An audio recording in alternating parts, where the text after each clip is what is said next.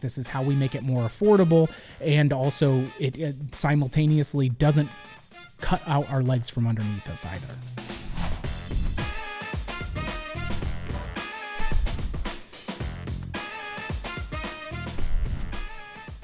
Hi, I'm Russ.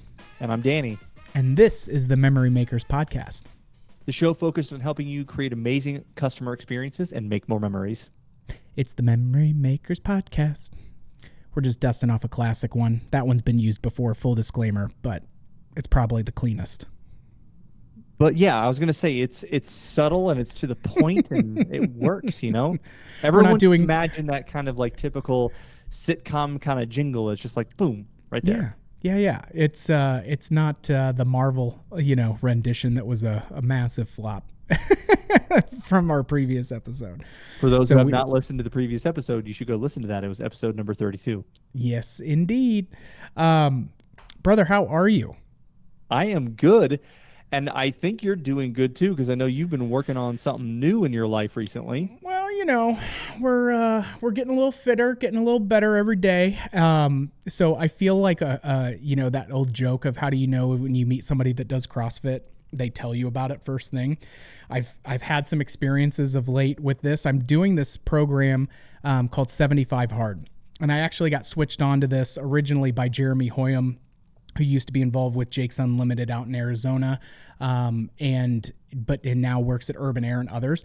But it is 75 days. You are doing 2 workouts a day. Each have to be 45 minutes, and one has to be outdoors. You have to do 10 pages of nonfiction reading. You have to drink a gallon of water. You have to do some sort of diet, some sort of kind of healthier eating and regimented that you can, follow along and make sure that you're not doing anything outside of bounds. And then lastly, it's no cheat meals and no alcohol for that whole 75 days as well. So I have been enjoying it. Now, don't get me wrong. There are some days where I've not managed my time nearly as well. And I've done some, walks at 11 o'clock at night out in the driveway to make sure I get that outdoor workout in. But I will tell you the whole purpose of this piece, and we actually have, Armando, our owner, is doing it. Mark, who's our VP of operations, is doing it as well. A couple of the other guys here are doing it. One, having this program where it's much more about doing what you commit yourself to doing.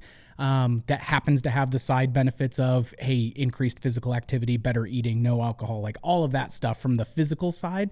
But the mental benefits of, one, doing hard things that you set an ambitious goal for consistently over time, that to me has been the biggest game changer that I've enjoyed the most out of it. So, and really been enjoying it and having a good time with it. And, I'll tell you the travel days, because I was out and about last week. And we'll get into some of that because I was meeting with a ton of different operators throughout the course of last week and have some wonderful insights from them. But man, doing the 75 hard while you're, walking around in the airport terminal or doing yoga, you look real weird. So, one of the things that you mentioned there was intentionally doing hard things and allows you to be more disciplined and get after it. We could probably make an entire podcast episode about that one topic. So let's just go ahead, Mike, let's put that on the docket for the future because I like it. Yeah, when I build my cold tank, I'll make sure we dive into that bad boy because that's next on the list. So we're just going. I see what you did there. Come on. All right, well, let's jump in. So last week I had this incredible opportunity to meet with, oh my gosh, between the 3 days, I probably met with about 50 different locations operators. And normally in those situations, we're always kind of having conversations. Hey, what are you struggling with? What are the biggest challenges? What are the best things that are working for you? And there were a couple of things as I was having more of these conversations across the 3 days that really struck me that I felt like could serve a lot more of the folks that listen to this podcast and are just trying to keep their finger on the pulse of what they're trying to do.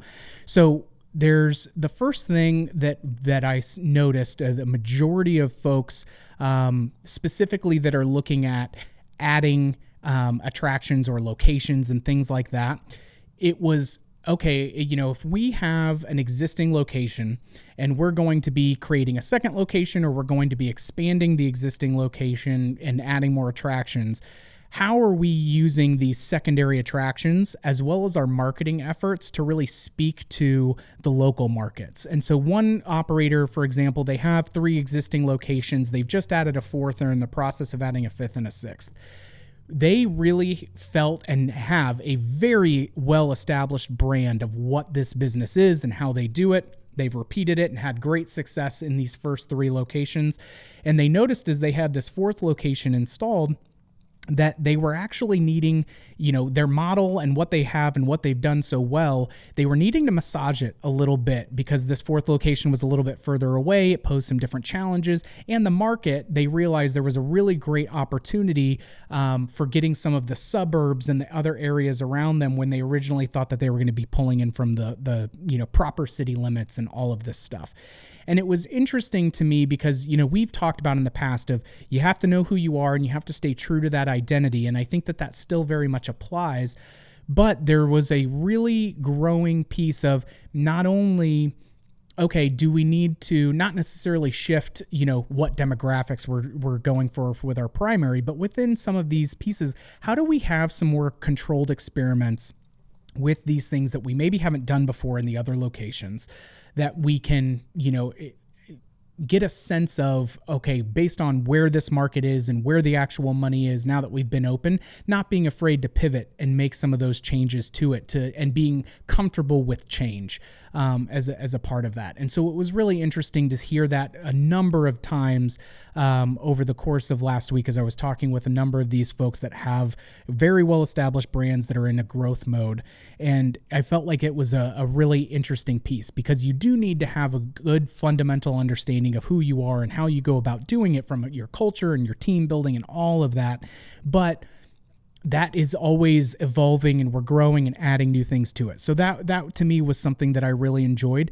The other thing that was interesting was not necessarily even change. Some folks that weren't necessarily changing a new attraction or doing something under the roof that they hadn't done elsewhere was looking at how they're doing their pricing models based on the markets. And so another operator that has 6 or 7 locations and is in the process of adding a few more, they've always done the, hey, we have a la carte pricing, right? And we don't have unlimited free play wristbands and we don't do that.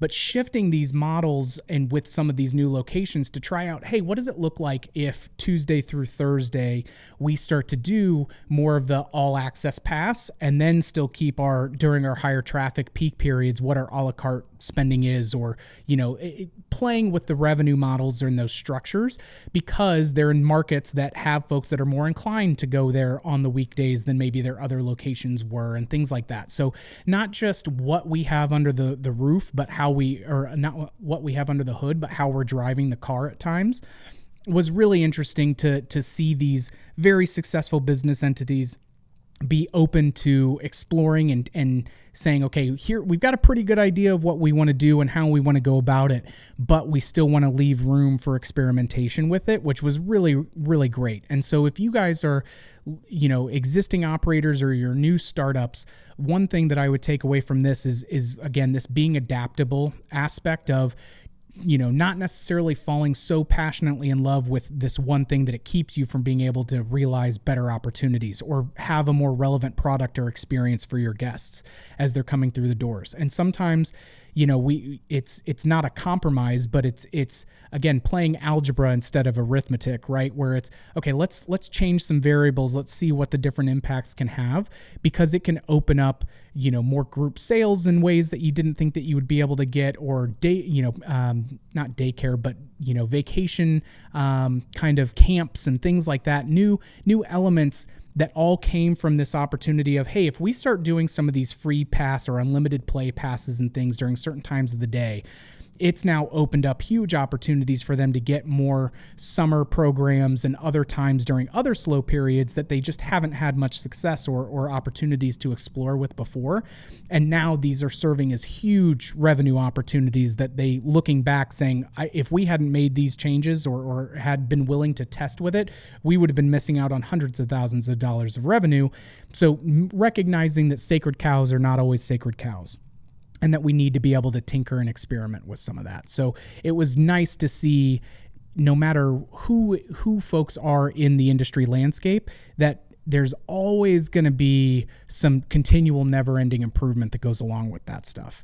And a third thing that kind of came along with this willing to experiment piece was there was some additional operators that have looked at coming up with sister concepts, right? Where, hey, we had this, we have our main FEC and all of that, but we actually opened up a dedicated escape room that's actually 2 doors down from where our main piece is, right? So, hey, we've been landlocked, we've been waiting forever, we've been trying to do this whole thing, and we just can't get the landlord to get us that spot that we want, or that tenant's locked in for way too long. That now they're saying, okay, we're going to treat it like a second location, even though it's there, but then we can do cross promoting and take advantage of the fact that it's relatively close. And so that was a way that these operators are saying, like, okay, this is an obstacle, but it doesn't keep us from being able to have some version of what that bigger picture is that we want to envision. And so they've even found, okay, as by adding more of these things that are tied, it's under our roof or our portfolio of properties now, when we do go to open up our kind of second true location that would have all of those things in, we already have a better opportunity to understand how those things are going to be able to bundle and play nicely with each other as well. So that to me was the kind of third big piece under the flexibility umbrella that I came away with from last week. And Danny, you and I were talking about this as well, where there's other areas that these operators have been diving into on the books of what does the financial health of companies look like, and how do we be better at getting a more revenue and lower overhead costs. Mm-hmm. Yeah, it's something that we're seeing that's really interesting, because there are operators looking at how to lower costs and raise revenue, but doing it through the front lines. Because typically when we think about, well, how do we reduce costs and how do we make more money? So often we think about that at the ownership and management level, and how do we make the decisions way up here and then be able to implement those into the business.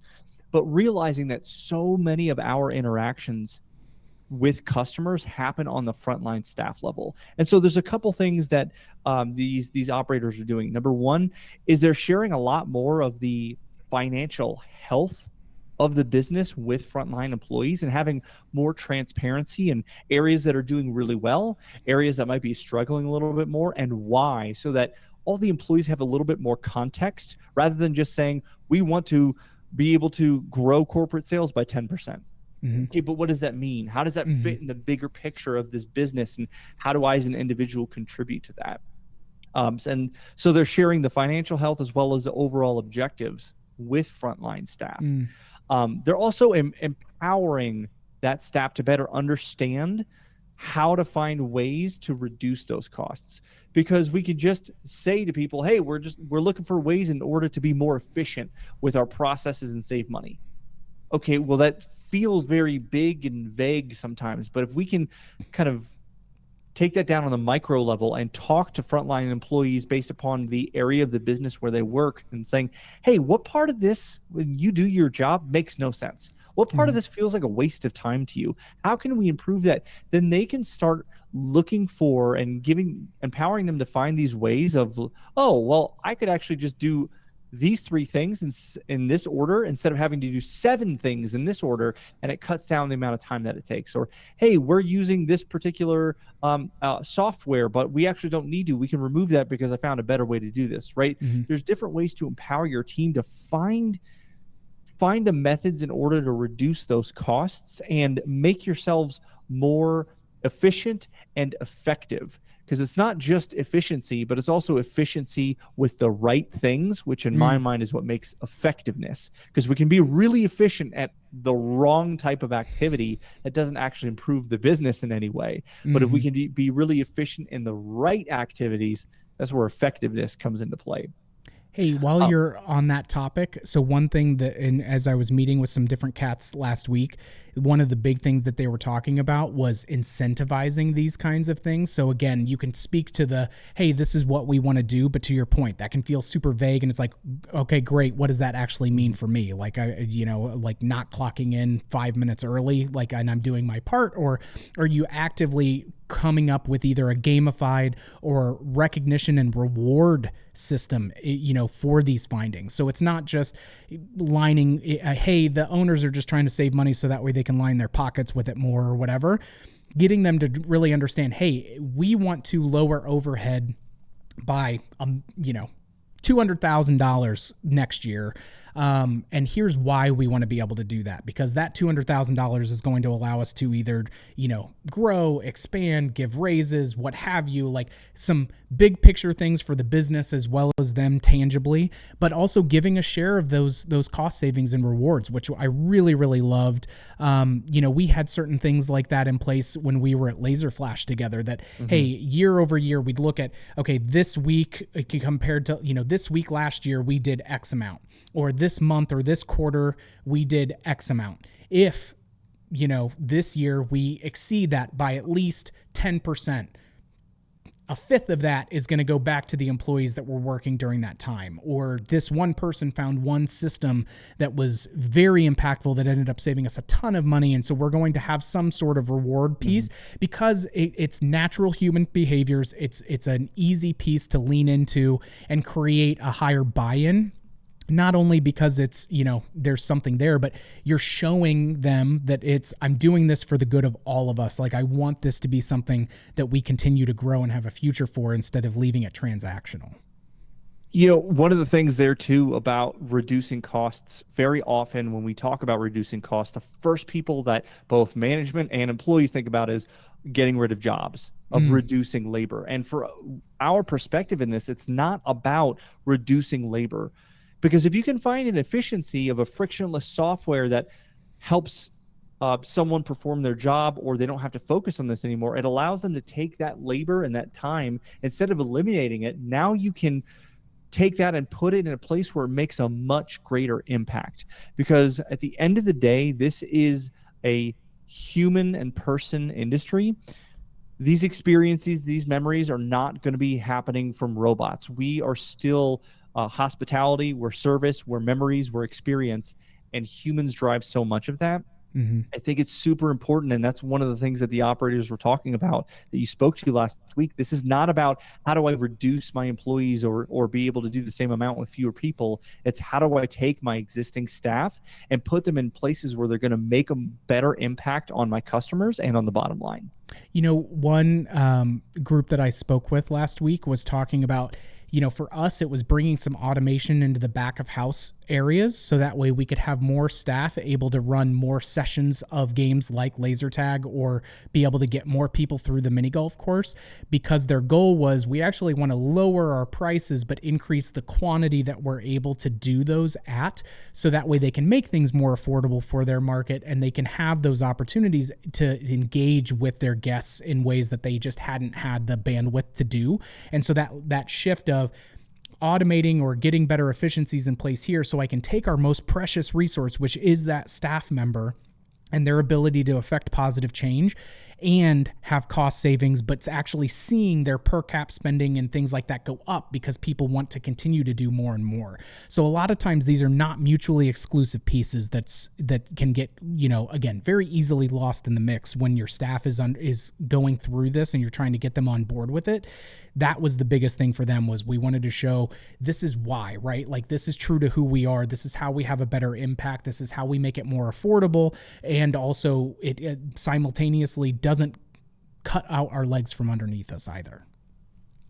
So the last thing that I wanted to share with, and this was, it seems a little obvious at first blush, but it was something that, as so many of these different operators are actively ongoing their expansion efforts and bringing new things in, COVID really left a lot of, okay, we can do it on a video call kind of mentalities for things. And we think that that's an effective or efficient way of going about it.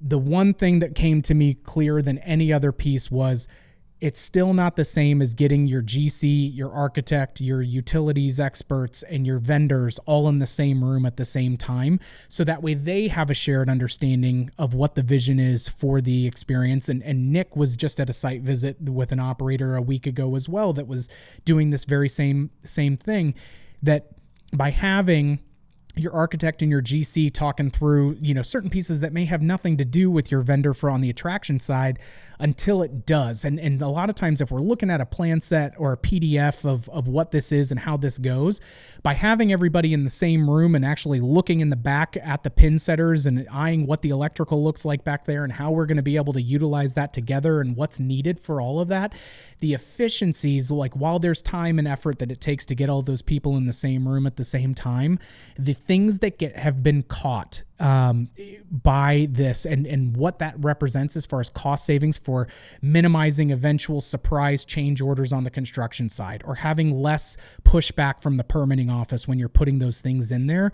We still need to remember that when we have the opportunity to do so, having the people together at the same time in order to make sure that they're looking at what these ripple effects are in real time as you're talking through, because they're all experts in this one individual area. But by having a shared communication and all looking at the same thing at the same time, in having it just changes the dynamic. And that was my last stop last week, was being in a room with the GC, with an architect, myself, and saying, okay, well, we can't do this because you can't do that with the ceiling anymore because you're not grandfather claused in. Okay, GC comes back with, okay, well, here's option 2 that I would recommend, option 3 I would recommend. I'm popping up and saying, ooh, you don't want to actually do that because that's going to create this bottleneck with your guest flow, and you're actually going to have to add in a lot more ADA ramping in order to be able to do that. What if we did this? And so the collaborative sharing of the minds, where everybody can really lean into their expertise in a more collaborative way, that one visit probably saved the client about $150,000 to $250,000 worth of shenanigans down the line, which was really impactful to see. And we see so many more people looking at this of, okay, well, we'll hop on a call, we'll have this person, we'll have that person. Beyond just that aspect, I feel like it also humanizes and personalizes the experience, where now all of those people are much more cohesive team doing stuff together, which is not our bag at all.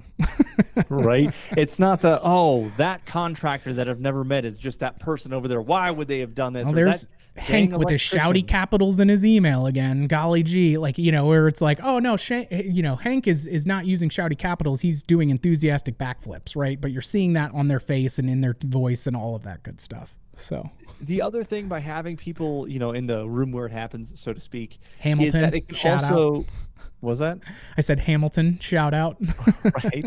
It can also prevent massive miscommunications between different vendors and the client, right? Big time. If you've got, instead of everyone in the room, just individual phone calls and meetings happening, you might have the client and the architect and one of the vendors on a call and make a decision that has an impact on other vendors in different parts of that venue, but the information doesn't get communicated to them clearly. And then later on, either before it's like when it's too late or by the time they get on site, they then find out about that change, but it impacts the way that their attraction or their piece has to be delivered and installed, and it creates a lot more headaches. And so by having people in the same room, it prevents those miscommunications, because part of the problem about communication is when we think it's happened, but it hasn't.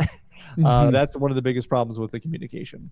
Well, and it allows your internal team. So if you're taking on an expansion or a new location or any of that stuff, you still have this regular job that is running that facility and making sure that those things are going. But now you're also having to quarterback all of these different pieces. So by having more shared mutual understanding between those folks, it's not pulling you into the weeds as far, right? Because they're able to have better relationships. They're able to communicate better. They're able to operate off of the same page more efficiently.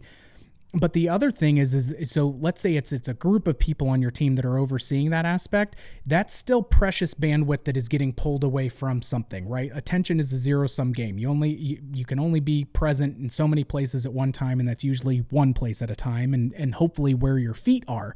But if you are able to make sure that your team, similar to how if you're delegating to your team that's overseeing group sales or anything else, the better that they're able to cohesively function together, and you're able to keep a good eye at, working on that process instead of in that process, and being the medium of saying, well, this person's telling me this and this person's telling me that, and then trying to figure it out for yourself.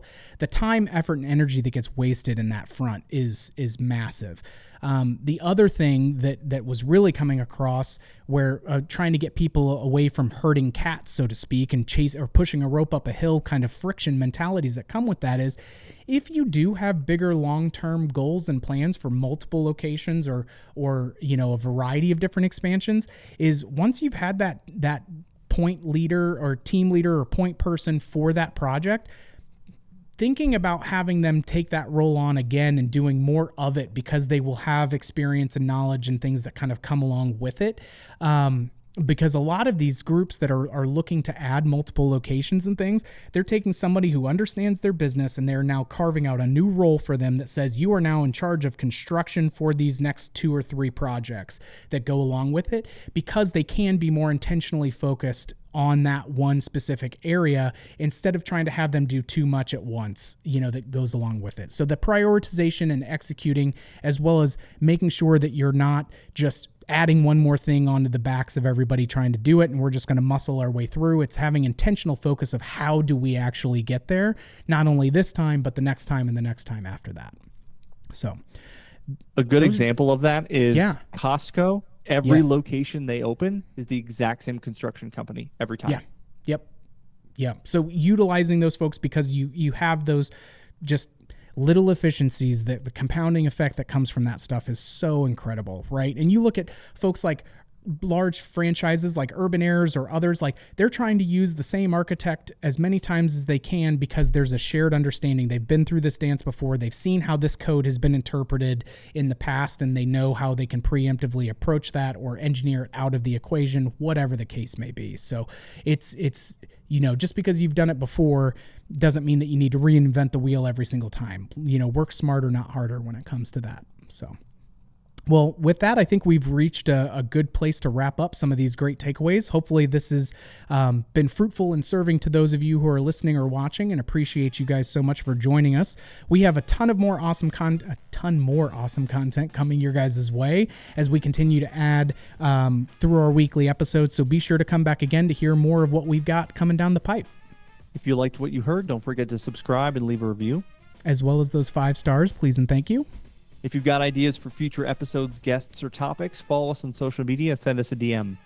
And as always, big shout out to Mikey Mike on the 1s and 2s for working that Ultranet for us, and thank you for joining us, and we will catch you on the next one, Troublemakers.